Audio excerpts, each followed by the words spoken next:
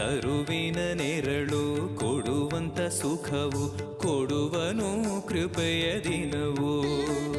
ಸ್ಥಿರ ಇರುವ ಮನ ಎನಗಿರಲಿ ಶರಣಾಗತಿ ಎಂದು ಬರಲಿ. ಭಗವಂತನ ಪ್ರಿಯ ಮಗನಿವನ ಸಾರಿ ಬದುಕು ಇರಲಿ.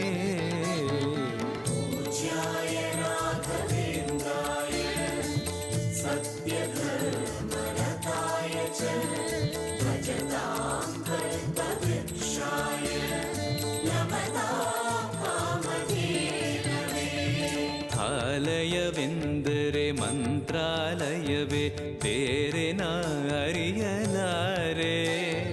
ರಾಜನು ಎಂದರೆ ಶ್ರೀ ಗುರುರಾಜನೇ ಮತ್ತು ನಾ ತಿಳಿಯಲಾರೆ. ಆಲಯವೆಂದರೆ ಮಂತ್ರಾಲಯ